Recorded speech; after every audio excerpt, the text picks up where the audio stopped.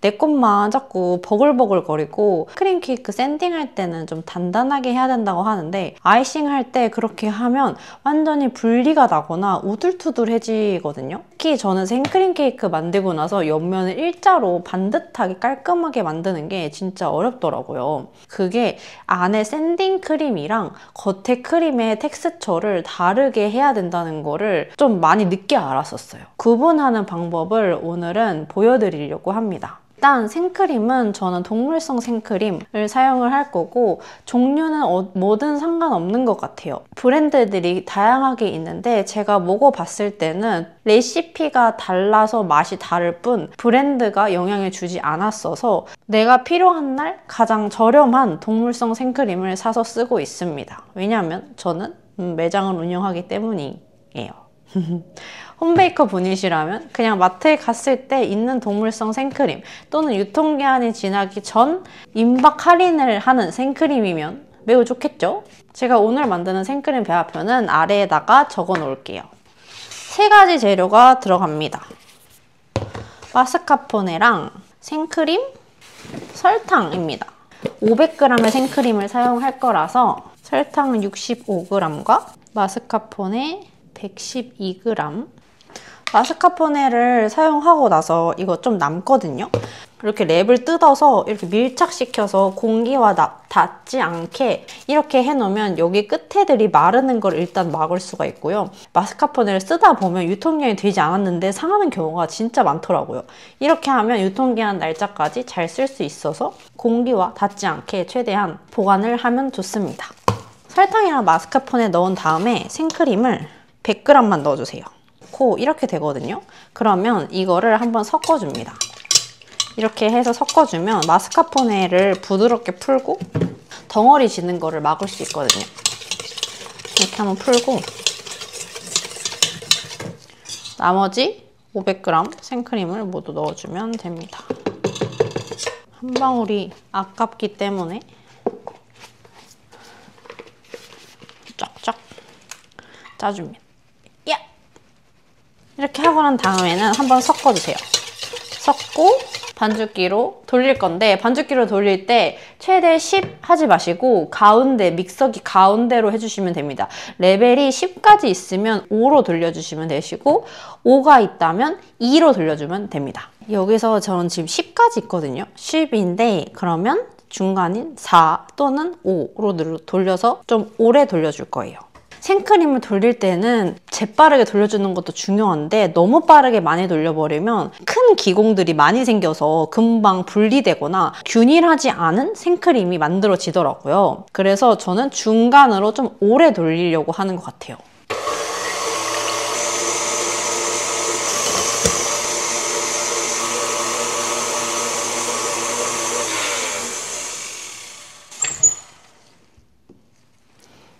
제가 시간을 재고 있었는데 2분 20초 정도? 30초 뒤부터 시간을 쟀으니까 한 3분 정도 돌린 것 같아요. 500g에 키친에이드 배속 5로 하신다면 3분 정도 일단 돌리고 멈춰주시면 될 것 같아요. 이렇게 흘러내리는 텍스처거든요. 하지만 큰 기공이 없고 조밀조밀한데 흘러내리는 이 정도가 3분 정도 돌렸을 때 텍스처고요. 이거는 아이싱 하기에도 조금 많이 묽은 상태예요. 한 번 더, 한 1, 2분 정도 더 돌려볼게요.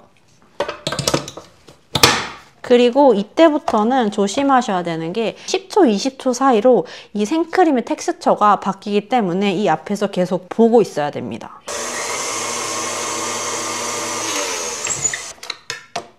아이싱 했을 때 텍스처를 어떻게 확인하냐면요.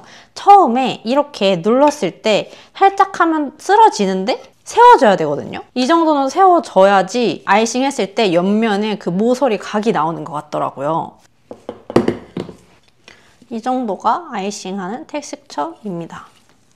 이렇게 들었을 때 뿔은 쓰지만 이렇게 하면 몽그라지는 이렇게 해서 뿔은 쓰지만 살짝 흔들어주면 옆 아래가 가라앉으면 아이싱하기 진짜 딱 좋은 텍스처인 것 같더라고요. 이렇게 맞춰주면 좋고 그리고 샌딩 크림은 좀 더 단단하게 해줘야 돼요. 샌딩 크림이랑 아이싱 크림이랑 다르게 하는 이유가 샌딩 크림은 안에 들어가는 거라서 이 크림이 단단해야지 나중에 무거워졌을 때 하루 숙성하고 케이크를 먹거나 아니면 다음날 판매를 할 때 옆면이 울룩불룩거리는 게 생크림의 텍스처가 단단하지 않고 묽어서 안정화가 되면서 옆면에 크림이 튀어나오는 거거든요. 위에 크림이 눌려서. 그래서 보통 울룩불룩한 거 보시면 아래가 제일 울룩하고 위로 가면 갈수록 그나마 좀 괜찮아지는 현상을 볼 수 있으실 거예요. 저도 처음에 그랬거든요. 그래서 샌딩 크림은 좀 더 많이 단단하게, 겉에 아이싱은 우리가 깔끔하게 끝내야 되니까 부드럽게 끝내면 됩니다. 이 정도 하고 나서 아이싱 할 크림을 빼놓고 그 다음에 나머지 샌딩할 크림을 조금 더 많이 휘핑을 해주면 좋은 것 같아요. 샌딩할 크림을 좀 더 휘핑을 해줄 건데 이것도 진짜 30초에서 1분 안으로 끝나거든요. 진짜 금방 끝나니까 앞에서 지켜봐 주셔야 합니다.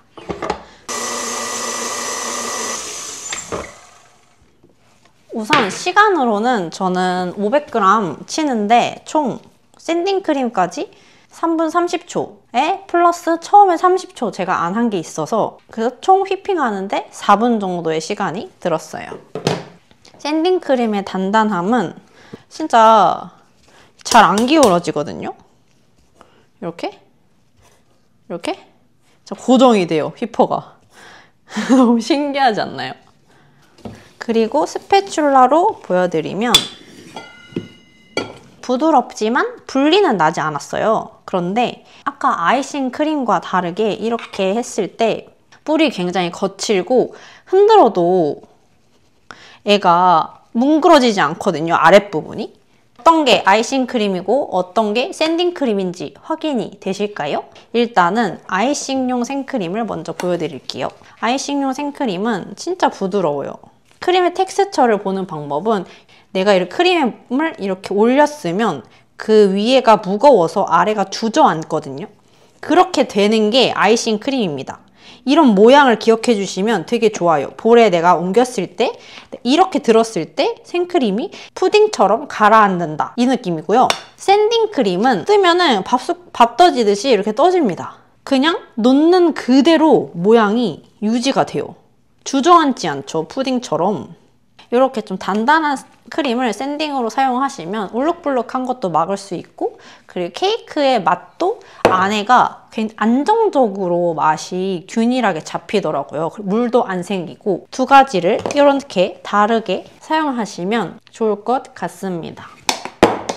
저는 오늘 사각 케이크를 만들어야 하는 날이라서 샌딩을 해보려고 해요. 이제 딸기의 시즌이 얼마 남지 않았잖아요. 그래서 딸기 케이크의 주문이 굉장히 많이 들어오고 있는 것 같아요, 마지막으로. 시럽 바를 때는 모서리부터 발라주면 좋아요. 제가 원래 창업 비용에 관련된 영상도 찍고 진짜 오늘 하루 종일 아침부터 진짜 많이 뭘 찍었거든요. 그런데 다 날렸어요. 제가 잘하는 게 아무래도 케이크를 만드는 일이다 보니까 다른 이야기들을 할 때 좀 버벅이더라고요. 그리고 뭔가 제가 모르는 거를 억지로 알려드리는 듯한 느낌? 그래가지고 그거를 그냥 다 늘려먹고 결국은 케이크를 만드는 영상을 또 다시 찍습니다. 뭐가 됐든 도움이 되셨으면 좋겠어요.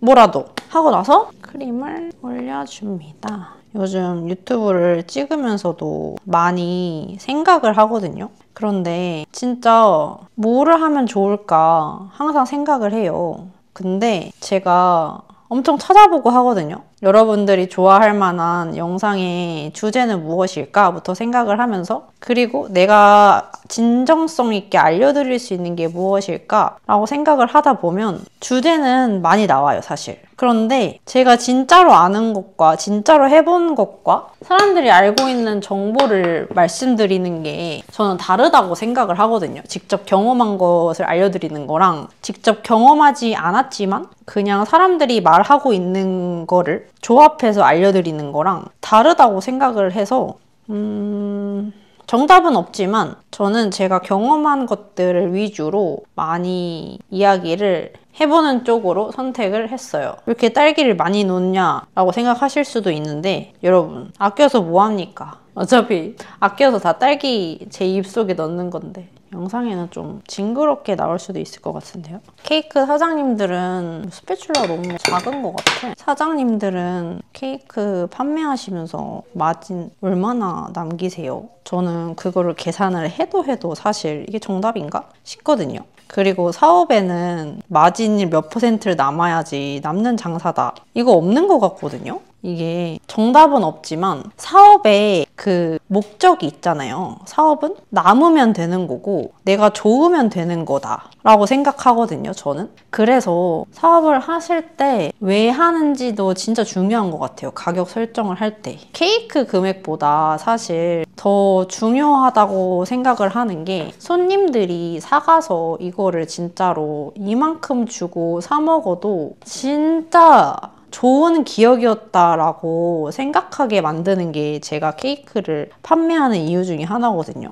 어떤 느낌을, 어떤 후기를 받고 싶은지 또 그 금액을 결정하는데 진짜 중요한 요소인 것 같아요.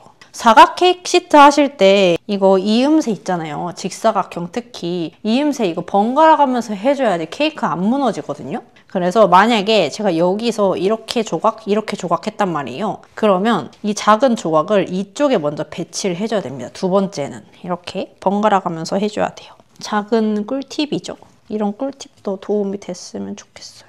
높이 맞추고 저는 케이크 만들면서 진짜 금액적으로 고민이라기보다는 코스팅을 결정할 때만큼은 굉장히 계산적이고 치밀합니다. 하나하나 다 계산하거든요, 제가. 그래서 하나하나 다 계산해서 이 시럽에 들어가는 양까지 다 계산해가지고 제가 세팅을 해놓기 때문에 그건 진짜 꼼꼼한데 다른 거는 막 퍼주는 느낌인 것 같아요. 그렇게 하면 안 된다고 하는데 저는 좀 넓게 보자라는 주의거든요, 사업을. 지금 내가 한두 푼 더 벌어서 사실 마이너스만 안 나면 인생에서 진짜 좋은 경험하고 있다라고 생각을 하는 것 같아요. 그래서 금액 측정할 때도 딱 1년에 2번 정도만 코스팅 작업하고 그때만큼은 내가 사장이다 라고 생각을 하고 남아야지 장사를 하죠. 저도 그람수 하나하나 다 재가지고 원가 계산 다 하고 디자인별로 시간 다 측정해가지고 내가 일주일에 만들 수 있는 개수가 몇 개고 그러면 월세가 이만큼이니까 월급을 내가 얼만큼을 받으려면 이 정도 케이크 팔아야겠다 라고 세팅을 다 해놓거든요. 딸기가 없어서 딸기를 좀 더 잘라왔습니다. 무슨 얘기하고 있었죠? 아무튼 결론적으로 케이크를 만드는 일은 너무 좋고 행복하다가 되겠습니다. 조금 더 옆으로 하면 한 개 더 넣을 수 있을 것 같잖아요. 이렇게 좋았어. 요즘 경기는 어떤가요? 제가 생각했을 때는 진짜 힘든 시즌인 것 같거든요. 제가 만약에 지금 이 시대, 지금 이 상황에서 창업을 다시 하라 그러면 진짜 많이 고민을 할 것 같기는 해요. 왜냐면 저도 이제 한번 해봤고 그리고 이게 얼마나 힘든 일인지를 알다 보니까 좀 많이 망설일 것 같아요. 생각보다 샌딩 크림을 많이 써서 아이싱 크림을 샌딩 크림으로 다 써야 될 것 같아요. 만약에 샌딩 크림이 부족하다면 돌리면 되거든요. 그런데 다 샌딩 크림을 돌려놓으면 아이싱 크림으로는 다시 갈 수 없기 때문에 오히려 저처럼 샌딩 크림보다 아이싱 크림을 좀 넉넉하게 만들어 놓는 게 큰 배합을 할 때 도움이 많이 됩니다. 이렇게 조금만 섞어줘도 바로 단단해져요. 이번 주 영상을 어디까지 여러분들이 봐주실지 모르겠지만 케이크를 다 만들 때까지 강행해보도록 하겠습니다. 그리고 케이크를 만들다 보면 진짜 좋으신 분들을 많이 만나게 되거든요. 케이크를 사는 분들이 그런 느낌인 것 같아요. 동물 좋아하는 사람 중에 못된 사람 없다. 그러니까 이런 종류로 누군가를 위해 케이크를 사는데 주문 제작 케이크를 한다. 그런 분들 중에 진짜 못된 사람들이 많이는 없는 것 같아요. 물론 어딜 가나 그런 분들은 존재는 하죠. 그런데 확률적으로 조금은 적다인 것 같아요. 사각형 케이크를 만들 때 이 모서리 채워주는 게 진짜 정말 중요하거든요. 특히 큰 사각형일수록 비어요. 이렇게 여기도 없고 여기도 없잖아요. 이 부분을 마무리하기 전에 꼭꼭꼭 채워줘야 됩니다. 이렇게 떠가지고 안에다가 넣어주세요. 이렇게 해서 여기 끝에를 꽉 채워줘야지 나중에 보통 저는 케이크 전날 만들어 놓고 다음날 픽업하거든요. 다음날이 돼도 모양이 옆에가 완전히 직각으로 깨끗한 케이크를 고객님께 드릴 수가 있어요. 지금 여기도 엄청 많이 비었거든요. 이렇게 눌러주고 여기도 이렇게 해서 눌러주는 거죠. 그리고 여기 윗면도 빈 공간을 채워줘야 됩니다. 이렇게 평평하게 만들면서 필요 없는 크림을 다 걷어주세요. 어차피 위에 빵 올려야 되잖아요. 그러니까 필요 없는 크림 쫙 걷어주고, 그리고 기억하시죠? 작은 빵, 큰 빵 반대편으로 왔다 갔다 하면서 올려줘야 된다. 이쪽이 지금 작거든요. 이쪽으로 작은 거를 마지막으로 올려보겠습니다. 이렇게 올리고 살짝 이렇게 살짝 눌러줍니다. 꾹꾹꾹 눌러주면 되겠습니다. 그리고 시럽을 발라주면 되는 거죠. 케이크를 완성하지는 않을 거예요. 다음날 케이크들을 밑작업을 해놓거든요. 보통 케이크를 언제 드시나요? 하고 여쭤보고 픽업하시는 날 드신다 라고 하면 저는 무조건 전날 케이크를 이렇게 샌딩을 해놓고 반나절 정도 숙성을 시키는 편입니다. 내일 아침에 픽업을 하셔가지고 오늘 이렇게 샌딩을 해놓고 크림으로 겉에가 마르지 않게 싹 코팅을 해주고 내일 와서 디자인 작업을 할 겁니다. 제가 어떻게 마무리를 하는지까지만 보여드리도록 할게요. 제가 이렇게 하는 거는 그냥 여기저기에서 보고 배운 것들을 이렇게 저렇게 저만의 방법으로 접목시킨 것들이라서 모든 거에는 정답이 없잖아요. 여러분이 봤을 때 오, 이거 좀 좋은 방법인 것 같다. 이런 것만 가져가셔서 여러분의 것으로 만들면 됩니다. 제가 호주에서 좀 오래 일을 했거든요. 그런데 거기가 직사각형 케이크가 좀 인기가 많았어요. 그래서 직사각형을 하시는 거의 약간 달인분이 계셨거든요. 로스라고 계셨는데 그분이 타투이스트 겸 케이크 디자이너셨어요. 지금은 이제 그만두셨지만 그때 너무 많이 배웠고 그분의 영향으로 제가 지금까지, 그분이 진짜 멋있는 분이었거든요. 머리가 완전히 레게 머리시고 그리고 나만의 가치관이 진짜 뚜렷하신 분이었어요. 그분에게 이 직사각형 배웠던 게 진짜 한 4년 정도 벌써 된 것 같네요. 아이싱을 하실 때 이 끝에 부분 깔끔하게 들어가려면 여기서부터 이렇게 들어가야 됩니다. 여기서부터 들어가면 여기가 이쪽이 깔끔한 뾰족하게 안 나오거든요. 아이싱 하실 때 이 끝에를 스패츌라 가운데 정도 오게 하고 그리고 여기서 안쪽으로 이렇게 들어가듯이 가야 돼요. 이렇게 가듯이 가면 이 바깥에 있는 친구들을 안쪽으로 들어가면서 아이싱을 이렇게 해주면 됩니다. 엄청 깔끔해졌죠? 이런 식으로 올라와 있다 하면 이거를 이렇게 하면 이쪽이 튀어나오고 얘를 이렇게 밀면 얘가 이쪽으로 밖으로 튀어나오거든요. 이렇게. 이 스패츌라 가운데 부분에 모서리를 꼭지점 놔두고 이렇게 안쪽으로 같이 쓸어줘야 돼요. 그런데 스패츌을 살짝 앞으로 밀면서 보이시나요? 제가 이렇게 당기는 게 아니라 앞으로 밀면서 이렇게 당겨줘야 됩니다. 끝! 케이크를 이렇게 해주고 난 다음에 네일 아이싱과 디자인을 마무리를 하기 때문에 이렇게 랩을 가져와서 싸주면 됩니다. 옆면 붙이고 이렇게 해서 케이크만 싸는 거죠. 이렇게 완성을 했습니다. 이게 뭐가 완성인가 싶긴 하지만 오늘은 저의 수다스러운 케이크 영상을 봐주셔서 너무 감사합니다. 케이크 사장님들 화이팅! 안녕!